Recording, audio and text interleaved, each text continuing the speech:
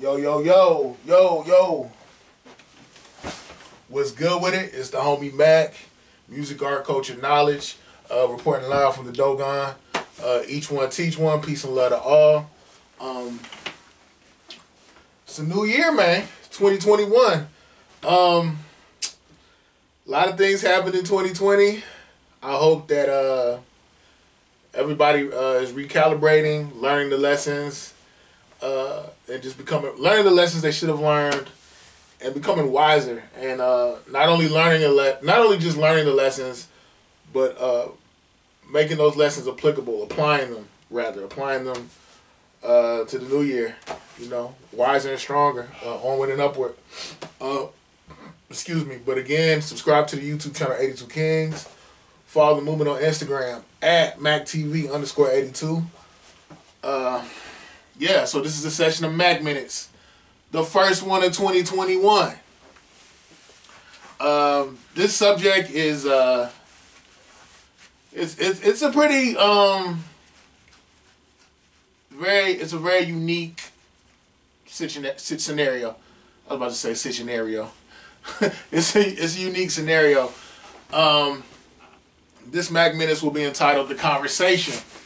Rayful Edmond and John Thompson.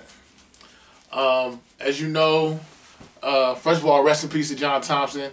He transitioned last year. I want to say in the fall of last year. John Thompson, he transcended basketball. John Thompson really was a father figure to a lot of his players. He was a force in the community of D.C. Let's go down his history. John Thompson is a D.C. native, played high school ball at Archbishop Carroll, was a winner on every level. He won in high school at Archbishop Carroll. He won at NIT at Providence. I want to say in the 60s. Yeah. What else? When he actually got drafted. He was drafted by the Boston Celtics. Won 2 titles with the. I want to say two. He won like two titles with the Boston Celtics, at least 2. I want to say 65 and 66. Won 2 titles with the Boston Celtics. Started to coach high school basketball at St. Anthony's in the DMV. Did his thing down there. Was one coaching high school ball, and he left from St. Anthony's and became the basketball coach at none other than Georgetown University in the District of Columbia. If you know, you know, but I'll expound on it. Won a championship at Georgetown in '84. Had Pat Ewing on that team. He was a force. Again, I can't say that enough. He was a force. John Thompson was the first black head coach to win a Division I title. He coached at Georgetown for 27 years. He retired in '99. He became a commentator. He did sports commentating for a while. I want to say, who were some of the players that John Thompson coached? He coached Allen Iverson, notably. Coached, who else? Alonzo Mourning. Coached Patrick Ewing. Those are all 3 Hall of Famers. I think Mourning already was inducted.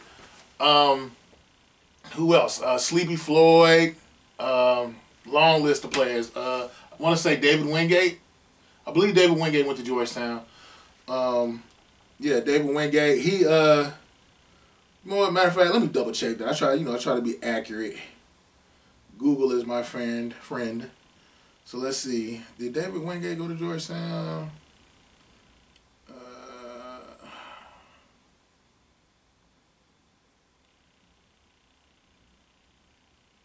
Yes. David Wingate did go to Georgetown. Played in the NBA too. Now let's talk about the other side of the coin. The other side of the coin is none other than Rayful Edmond. Rayful Edmond was a notorious drug dealer. Moved a lot of cocaine throughout the DMV, and not only the DMV, but the whole shoreline of the East Coast. It's noted that his operation amassed over $300 million a year. That he was making upwards to $2 million a week. Rayful Edmond ended up, you know how the story goes. He ends up, you know, he's a big time dope dealer. Eventually he got caught. They got him with the RICO Act, real big boy stuff. Want to say, yeah. What do they call it? It's he was running a continuous criminal enterprise. They hit him with that RICO. Like I said, Rayful Edmond was a huge basketball fan though.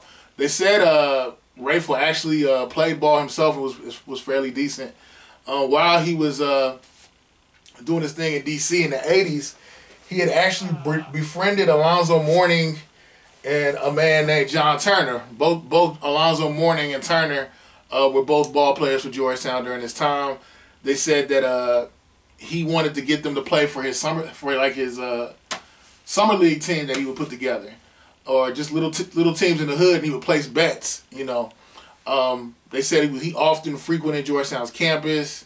You know, it didn't seem like it was a harmful interaction, but you know, when you're dealing with somebody as notorious as a Rayful Edmond, at any time something can pop off. You could just be innocent and just get caught in the fray of some nonsense. Somebody could make an attempt on his life.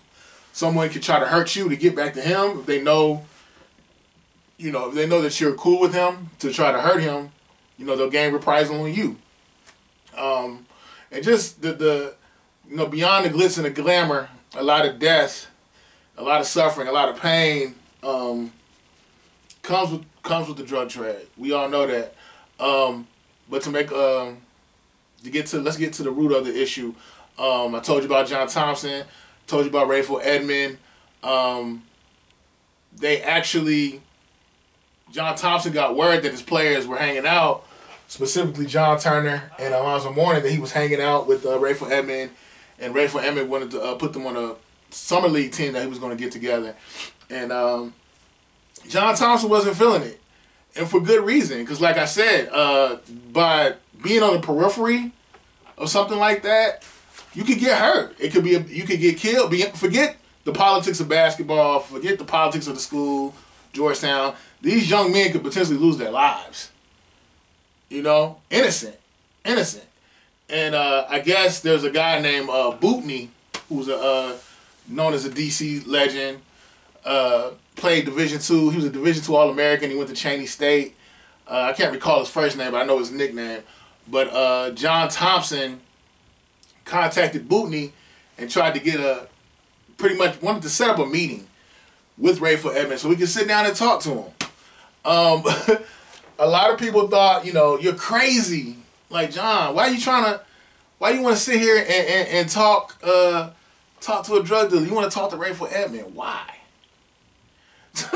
But John Thompson, being of the integrity and character that he had, he wanted to look out for his players.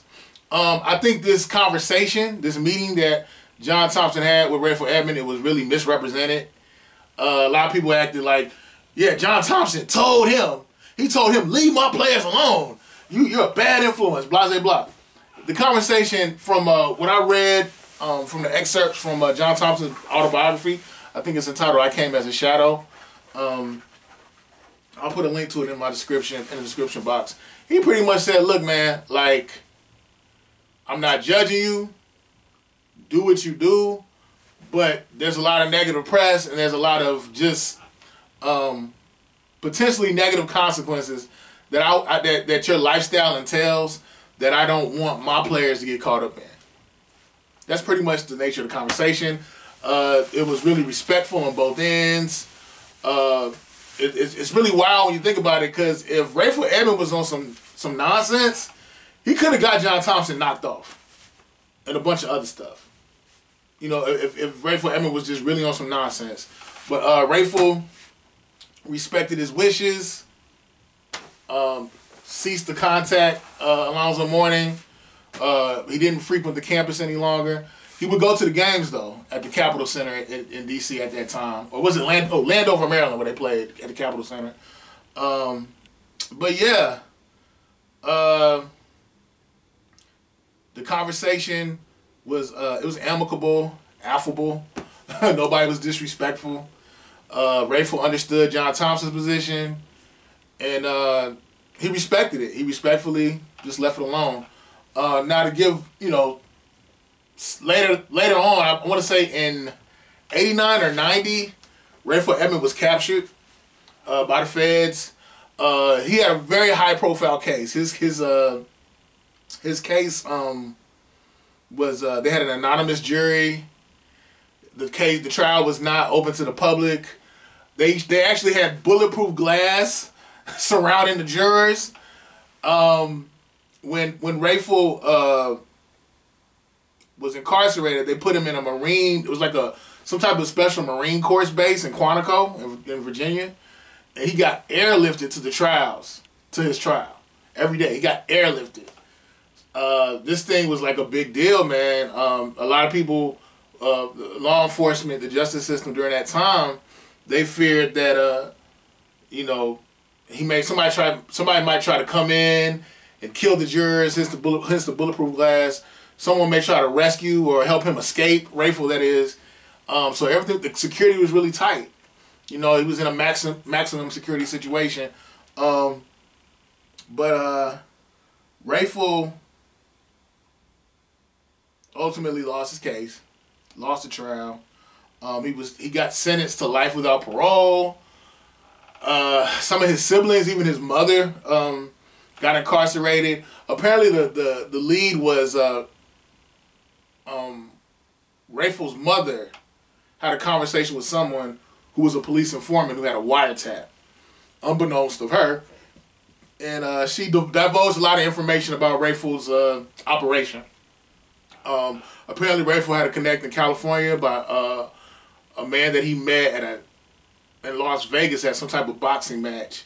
The man's name was Melvin Butler. I believe he was a Crip in L.A. He was doing his thing. They connected. Back then, I think the coke that they were getting was just straight from Colombia. It was pure. But yeah, Rayful actually got sentenced to life without parole. A lot of Rayful's street credibility was lost in the minds of many because he actually became an informant and gave a lot of information about other guys that were dope dealers and killers in the D.C. area during his time. His sentence didn't get reduced, but some people say, well, he did it so his mother and his siblings could get out.